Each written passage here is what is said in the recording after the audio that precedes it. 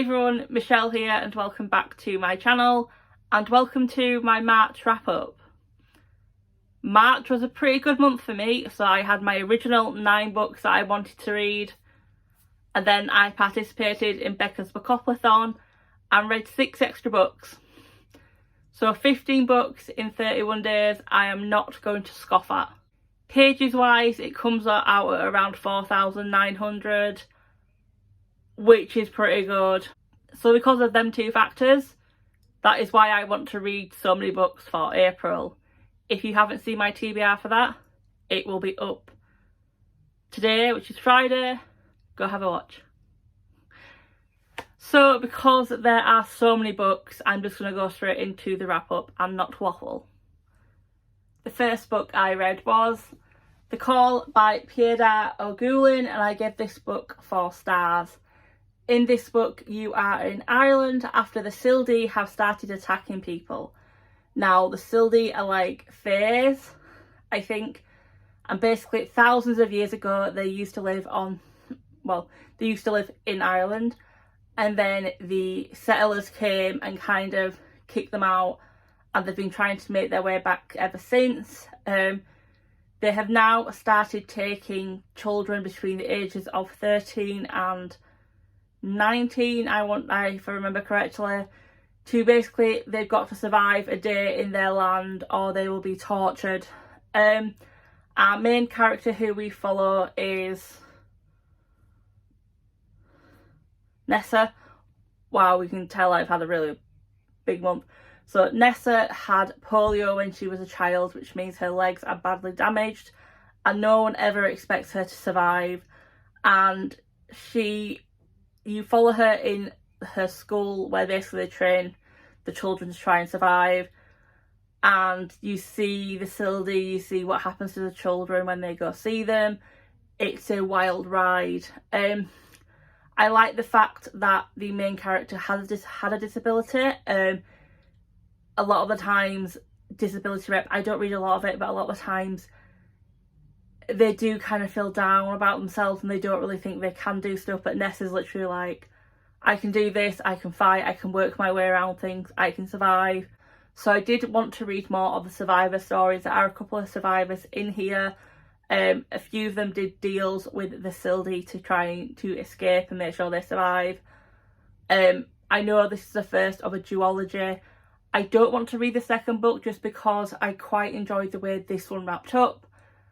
And I've heard not so great things about the second book, so I don't want to ruin what I liked about this book. I enjoyed the description of the Sildi land. It was very colourful, it was very different to where what Ireland was set out to be like. There was monstrous animals, there was monstrous plants. It was gruesome, I loved it. The love triangle, I'll say, did not need to be in here, shouldn't have been included. Had no impact in my eyes on this book and it made no sense. But a good start to the month, 4 stars. I then read The Dubliners by James Joyce and I gave this book 3.5 stars. This is a collection of 15 short stories. For the majority of the time I enjoyed the stories. They each had different plots, they each had different endings. I enjoyed them. What let this book down was the fact that I was confused for about 5 of these stories. So a third of this book I was literally reading them and I'd finish and go. And I'd end up having to reread the story to try and make sense of it, but even then I didn't understand it. Obviously James Joyce, a very, very, very famous and profound Irish author. This apparently is a good way to get into his work. Has it put me off reading more? No, but it's kind of lowered my expectations a little bit of how much I will enjoy his work. The next book I read was The Henna Walls by Adiba Jagadar and I give this book 4 stars. This was such an enjoyable YA romance contemporary. You had 2 characters who both felt like outsiders in Ireland, who, due to miscommunication, had gone from friends to not being friends to being lovers. I'll say lovers in the loose term, obviously it's a YA book. I think because Adiba has been that child who has felt out of place a little bit growing up, coming from Bangladesh to Ireland. You can definitely feel her emotions. It made these characters feel more lifelike, which I loved. The miscommunication part of it I didn't really enjoy too much.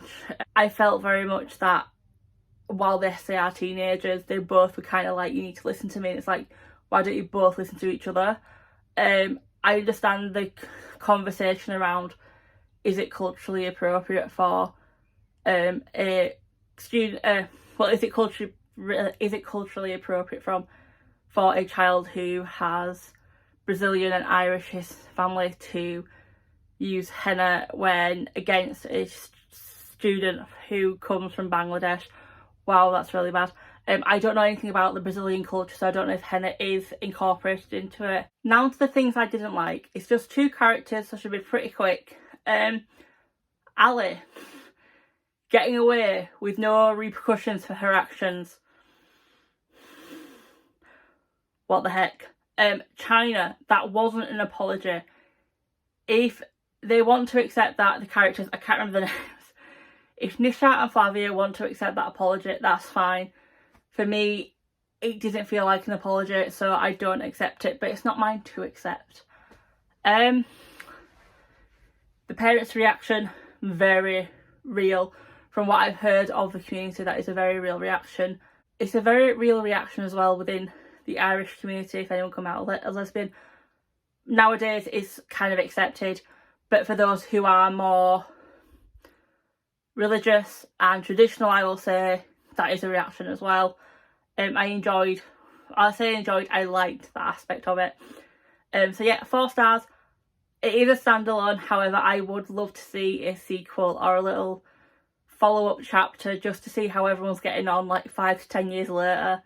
I know they won't all be together, chances are anyway, but I just love to see how everything's developed. The next book I read was The Falling in Love Montage by Kiara Smith. I give this book 3.5 stars. This was one book which I thought would follow the dots of a YA romance. It didn't. The ending did shock me a little bit. Gonna be honest, I detested the main character for the first 300 pages. I thought she was spoiled, I thought she was whiny, she was very self-centred, hated it. She redeemed herself a little bit in the last 100 pages, but not enough for me to like her. For me, the main good points for this book are the side characters. So her father, her soon-to-be stepmother, her enemy/friend, her little friend with benefits. I enjoyed reading more about them, so I would have liked to see more of them. I probably would have preferred one of them to be the main character, being brutally honest.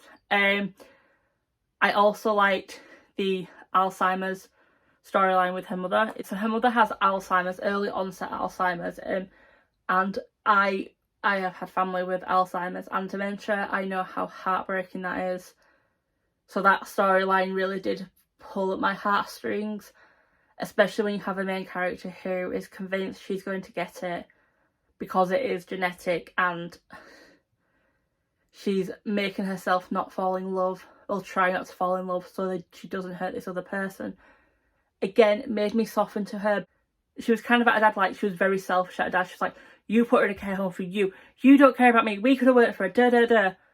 And then you are kind of sat there going, where is this coming from? Did the dad, like, was he cheating on the mother? No. So they tried to make it work where she was still at home. They split, divorce, so it would make it easier to sell the house and pay for the mother's lodgings in the care home. But they tried to make it work where they looked after her, but our main character Saoirse was 15. She was looking after her mum. Her mum had a bit of a panic attack. Well, a panic attack I'll call it, because I don't really want to call it a dementia attack, so that doesn't make sense. Saoirse tried to call her dad. Her dad was on the other side of the city, struggling to get back. Saoirse ended up hurting herself in a ball that her mum whacked across the room, and that's when the dad was like, I need to put her in a care home. But Saoirse doesn't remember that. Saoirse just thinks, Dad wanted her out of the way to get with this younger model.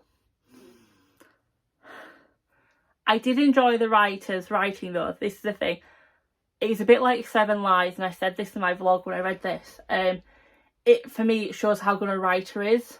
If there's other characters I like, but they make sure I feel differently for the main character. So I'm not giving up on this author. I'm going to read Kiara's next book. I already have it pre-ordered. I can't wait to read it.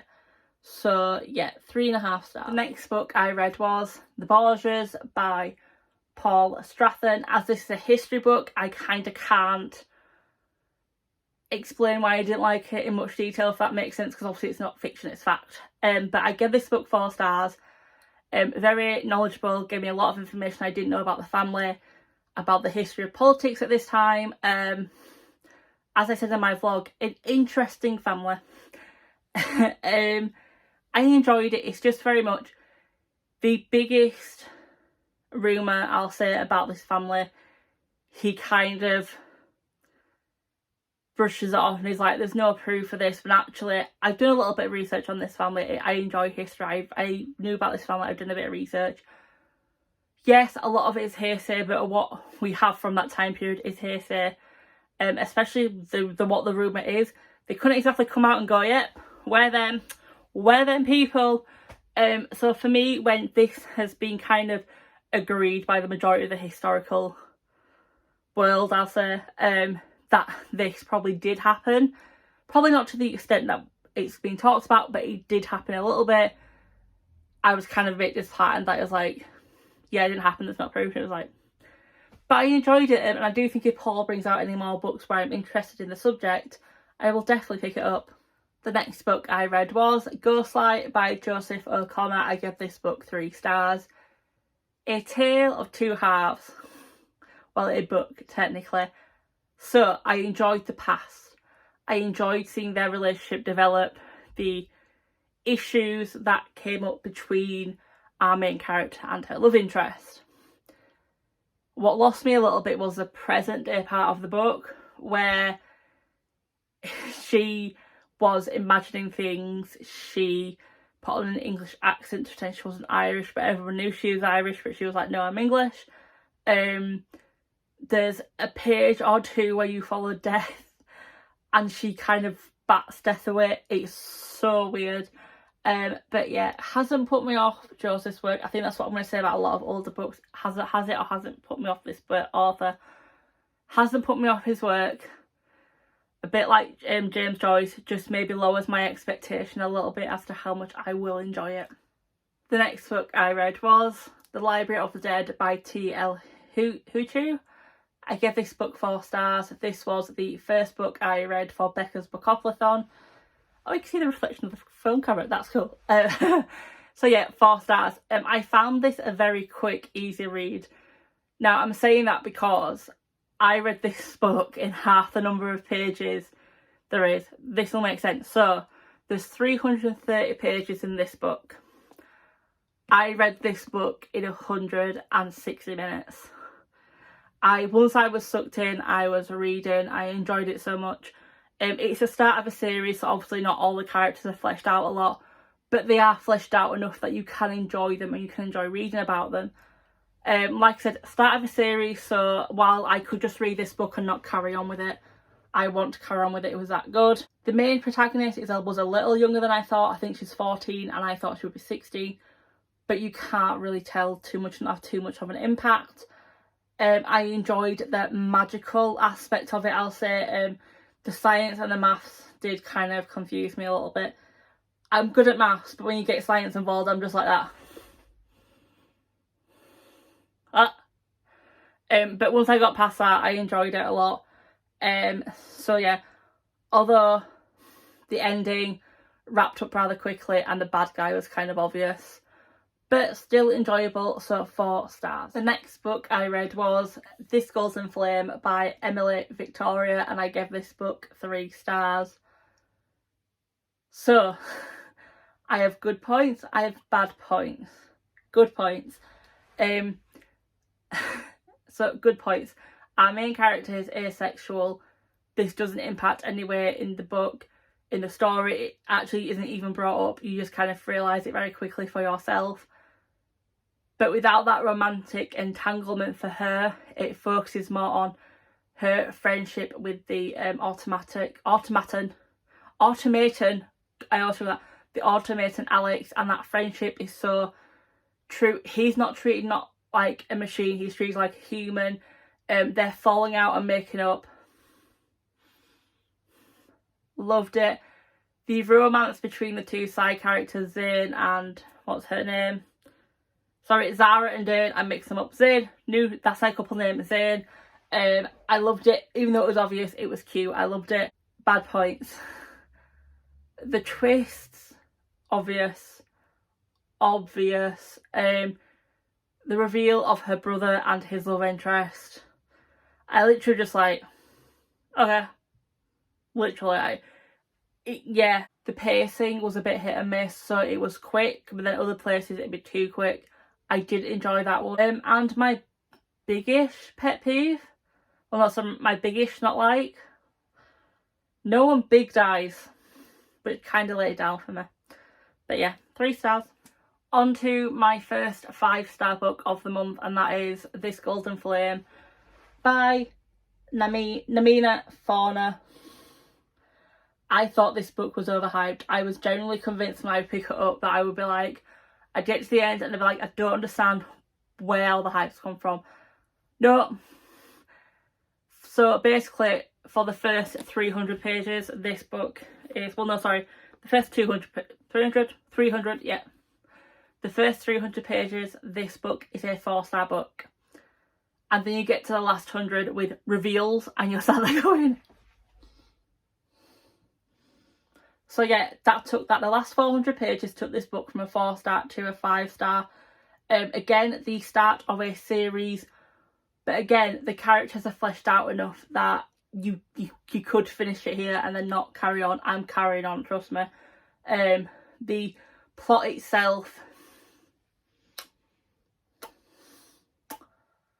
the reveals of who the actual bad guys are and who isn't the bad guys and what the actual fake bad guys are.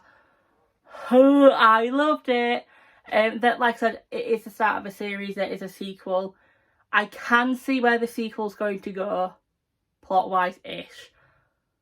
But I'm a little worried, not going to lie, because I don't see a good conclusion. But let's wait and see when the book's released, and then I can give you my thoughts on that book then. But 5 stars. If you have this on your shelf, go read it. You will enjoy it. So the next book I read was Exciting Times by Nice Dolan. I gave this book 1.5 stars. Casual racism, and I mean it's thrown out and never kind of questioned. You have a main character who, for some reason, despite having no teaching qualification, is allowed to go teach in Hong Kong. She compares a 6-year-old child to her 22/23-year-old lover. And while she sees nothing wrong with what she's doing by seeing 2 people at the same time, she still questions why her male love interest won't categorise or give a name to what they are.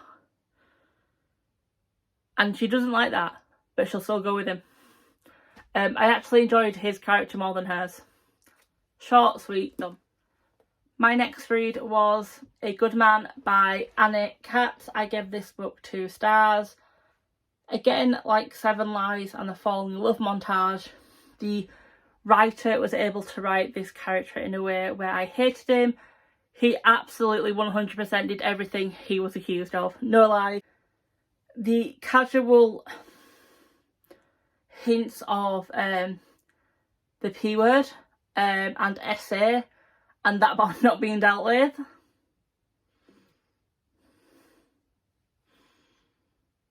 Yeah, also another, well, this is a minor point, there's no speech marks and so you don't know who's talking at what point, but this is a straight unhaul at the end of the year.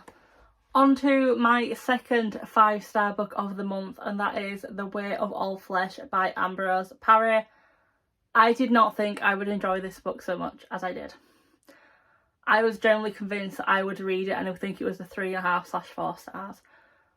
But because this is the pseudonym of a writer and his wife, who is a doctor, the actual medical knowledge definitely was what gave this book 5 stars. Storyline itself, loved it. Didn't see the ending coming. Didn't see the big bad coming. That's it. The start of a romance between two of these characters.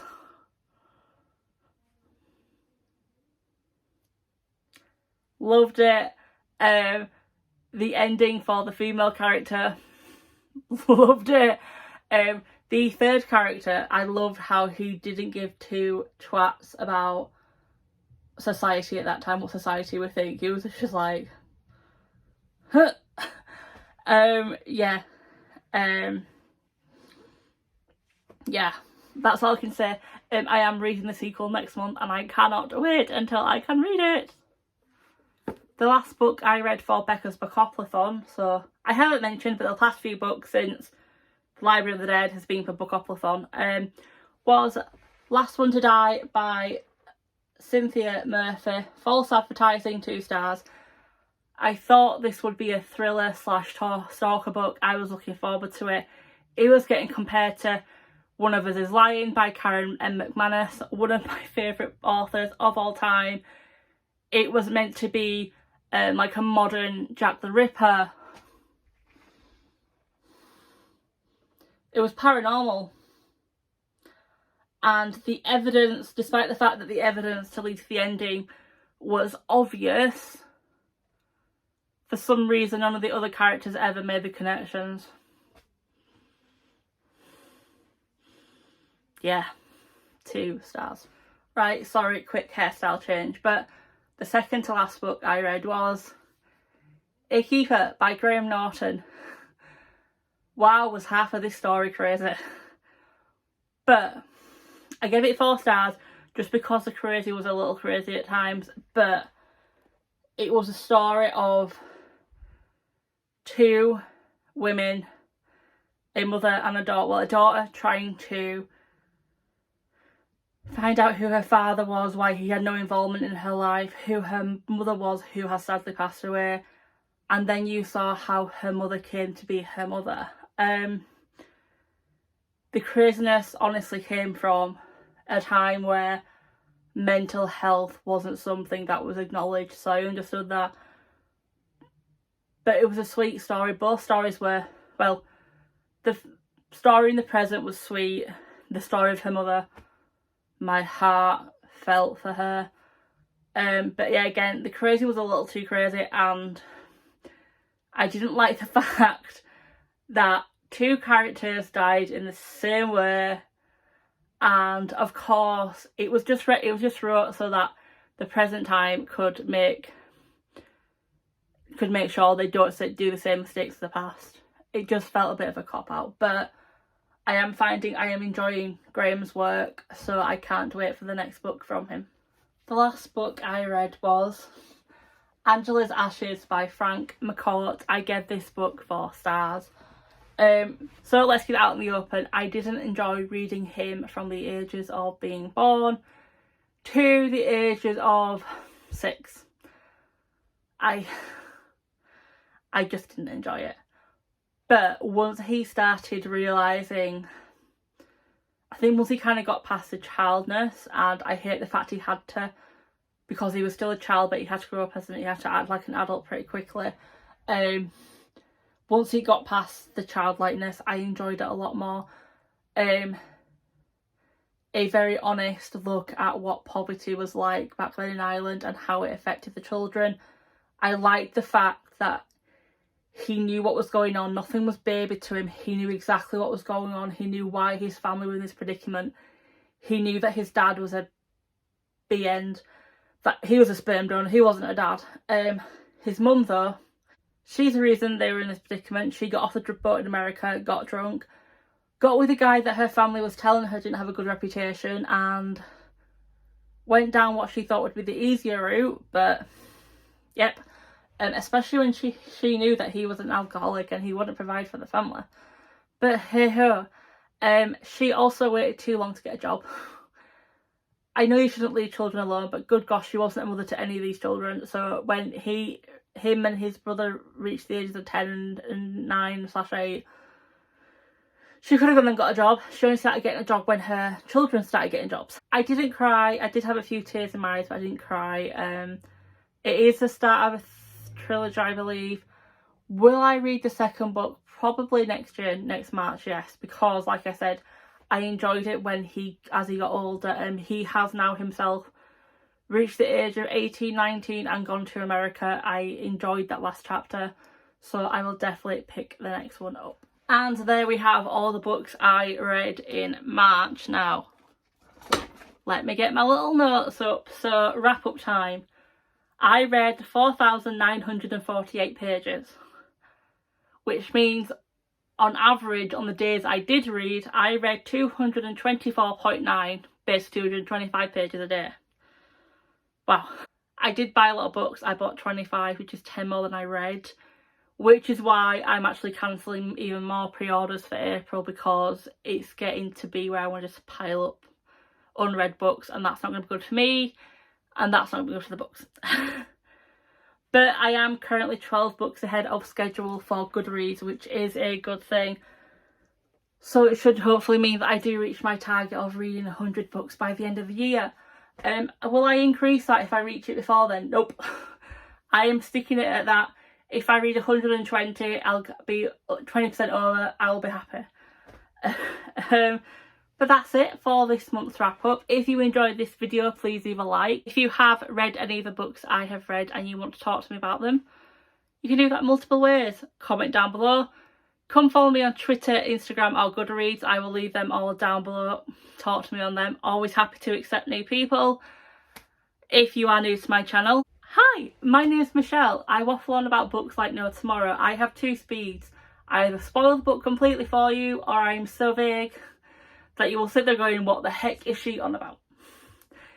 If you are new and you haven't subscribed and you want to watch a few more videos of mine, click on my name. You'll see all the videos I have done over the past few months. Have a watch, and then if you do want to subscribe, click the red button. And until next time, bye guys.